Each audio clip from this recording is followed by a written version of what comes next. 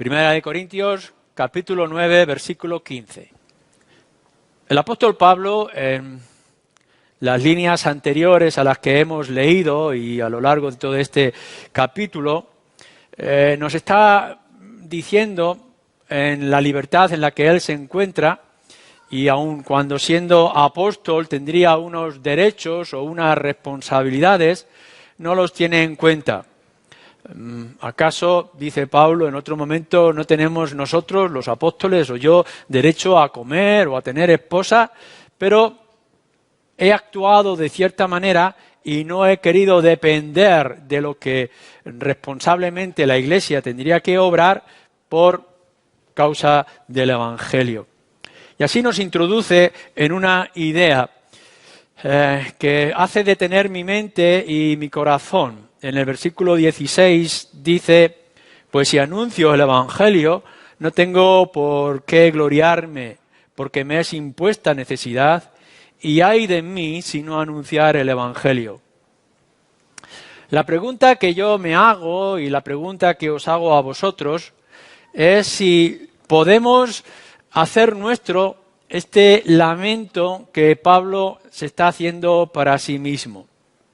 Y si podemos hacer este lamento o preguntarnos a nosotros mismos de la misma manera que Pablo está preguntando o está respondiendo.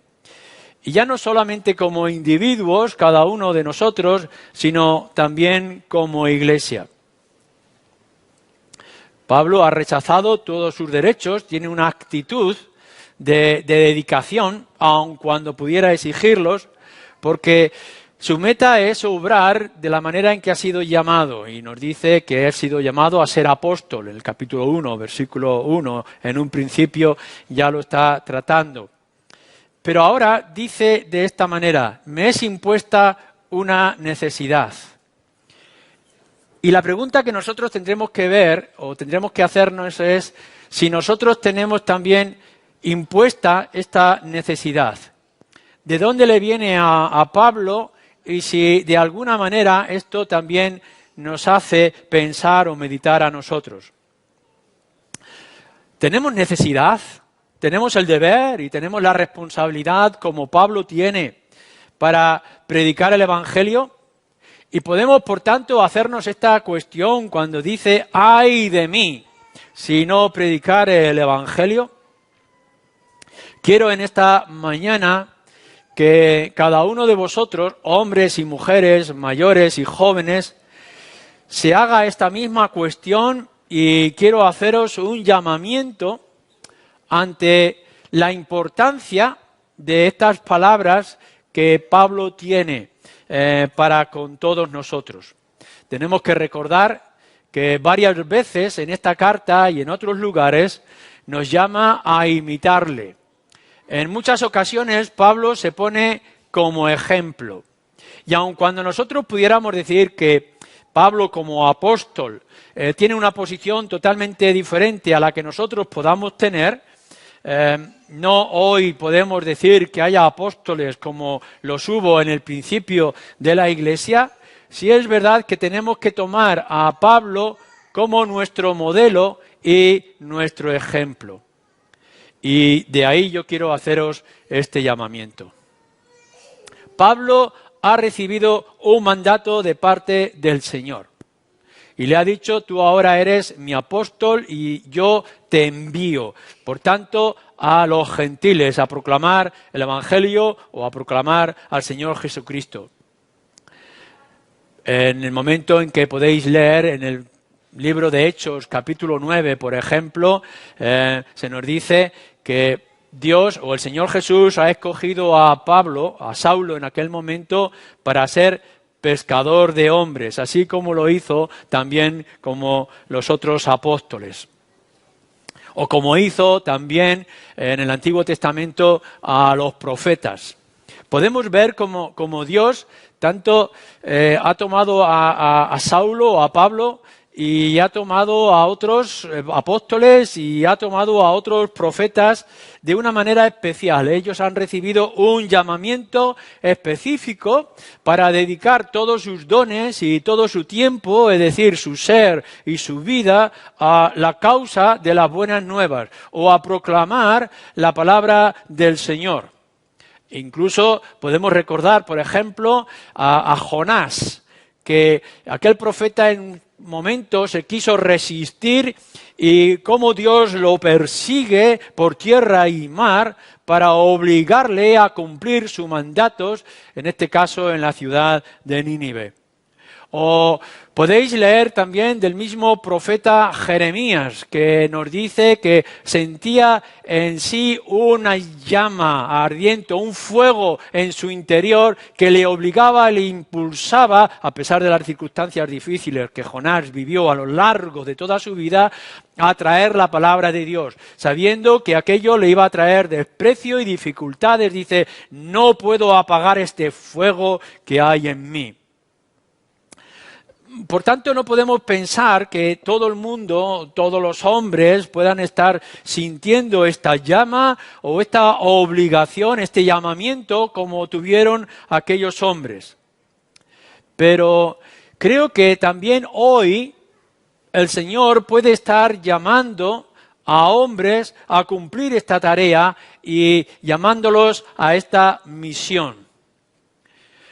El Señor ha repartido por medio del Espíritu dones y los dones del Señor son variados. Pero uno de esos dones, o algunos de esos dones, tienen que ver directamente con la exposición o proclamación de las buenas nuevas de salvación, ya sea como pastores, o ya sea como misioneros, o ya sea como evangelistas, o sea como maestros. El Señor todavía sigue llamando a hombres de una manera parecida a la que hemos visto en el ejemplo del apóstol Pablo o en el ejemplo de los profetas. Yo os quiero invitar a que analicéis, tanto los que estáis aquí como los que puedan estar escuchando en otros lugares, invitar a considerar, no fuera que el Señor te esté llamando a ti de una manera específica a ejercer esta misión o esta comisión. Tenemos la necesidad de que hombres y mujeres puedan tener el impulso, la necesidad de dedicar sus vidas a proclamar a nuestro Señor Jesucristo, a anunciar este evangelio glorioso.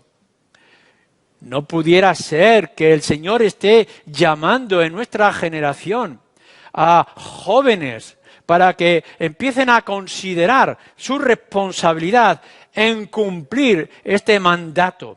Y que pudierais sentir en vuestro interior la necesidad impuesta por el Espíritu de proclamar este Evangelio.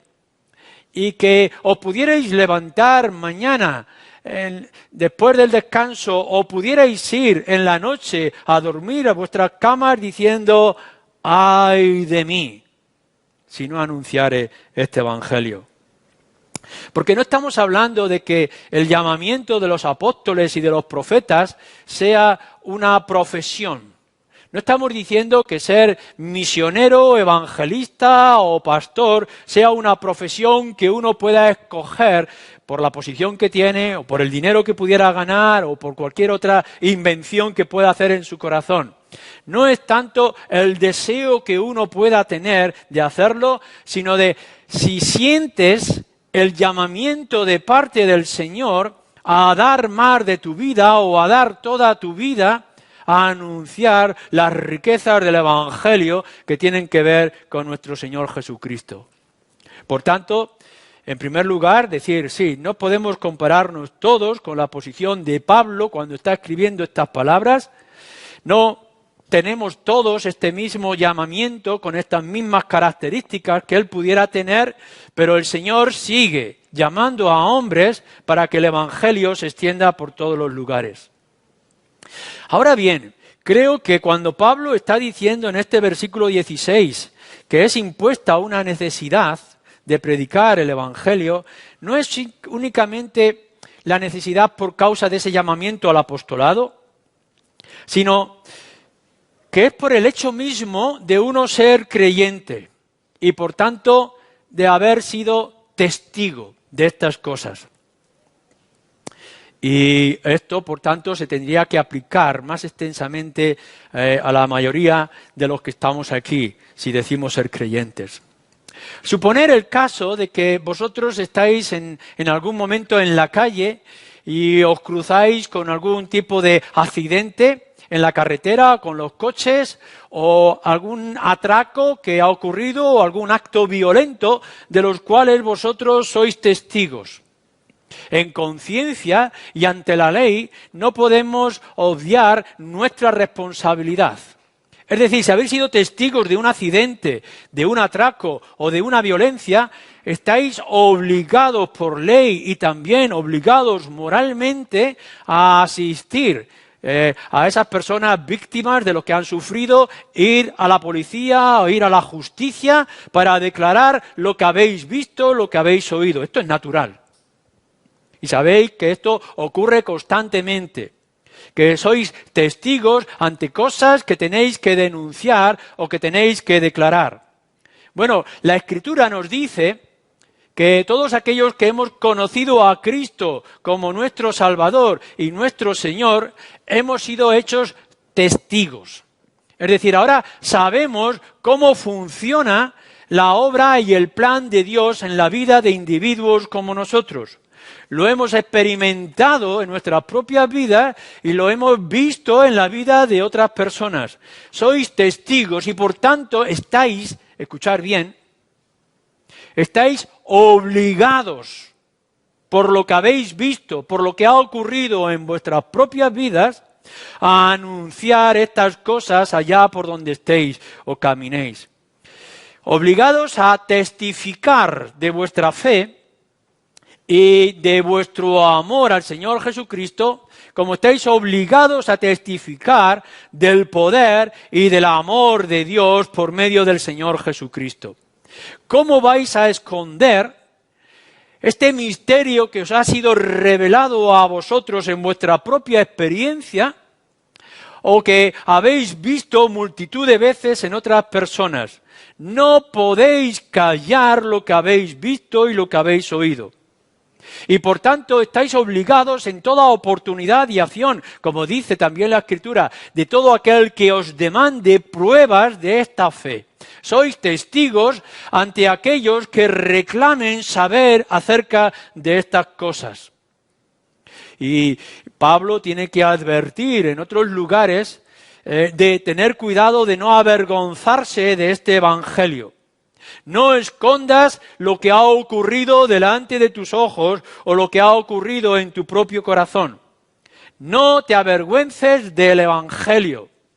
Cristo ha venido a salvarte a ti y se ha ofrecido a salvar a todo su pueblo, a una gran multitud. Conoces esto porque lo has visto. Por tanto, tu deber y tu responsabilidad como creyente es anunciar estas cosas. Tenéis que tener cuidado de no definiros únicamente como cristianos. Cuando se nos dice en el libro de Hechos, en Corinto, que fueron llamados cristianos por primera vez. Y muchas veces decimos que somos cristianos porque hay algo en nuestro interior que ha ocurrido y que lo sentimos, que nos ha transformado. Y esto es cierto, ahora somos de Cristo. Pero la definición más extensa que encontramos en las Escrituras es la de testigos, o de otra manera, la de mártires, que es la palabra que se usa en la Escritura. Estamos obligados por naturaleza, tenemos que sentir este impulso en nosotros como creyentes para decir estas cosas. El Evangelio y las buenas nuevas. Lo que te define a ti de una manera más precisa a la luz de la palabra es ser testigo. Pero es que si eres mudo de estas cosas, no eres testigo. Si callas estas cosas ante este mundo en el que estamos, no eres testigo. Tienes que ser testigo de lo que te ha ocurrido y de lo que ves a tu alrededor. Por tanto, Pablo tiene una doble obligación por su llamamiento, pero también por lo que él mismo ha experimentado. Por eso en el libro de Hechos podemos ver cómo por 3 veces cuenta su propio testimonio a los que están a su alrededor. Pero dejarme que yo avance un poquito más. Creo que hay una tercera razón por la que estamos obligados a proclamar este evangelio. Tercera razón por la que somos impulsados o es impuesta esta necesidad a nosotros, y es por la grandeza y la hermosura de este evangelio que ahora tenemos. Nos dice en el capítulo 2, versículo 2 de esta misma carta: pues me propuse no saber entre vosotros cosa alguna, sino a Jesucristo y a este crucificado. Me propuse no saber cosa alguna. Y es sorprendente, lo decíamos ya hace tiempo cuando veíamos este pasaje, es sorprendente que Pablo tenía una gran educación. Tenía la cultura judía y tenía la cultura griega, tenía la cultura romana. Se había educado con los mejores, es decir, el pensamiento, la inteligencia, la capacidad, la filosofía que tenía Pablo podría ser inmensa y extraordinaria. Era apreciado incluso cuando ya era joven. Pero en cierto momento y por ciertas circunstancias llega y dice: no quiero saber otra cosa. Es decir, de todas las cosas importantes que yo pueda saber, quiero dejarlo todo y quedarme con esto: Cristo y el crucificado. Y si lo quisiéramos definir de cierta manera, nos dice que en otro lugar Pablo está profundizando en las inmensas riquezas indefinibles o indescriptibles, las riquezas del Señor Jesucristo. Pablo se podría pasar toda su vida hablando y descubriéndonos acerca del Señor Jesucristo, de hablar del más grande de los hombres. Juan, o la Escritura lo tiene que definir de esta manera: si fuera posible, podríamos escribir mucho más de Cristo, pero es que no habría libros para decir todas las cosas que Cristo ha dicho o que Cristo ha hecho.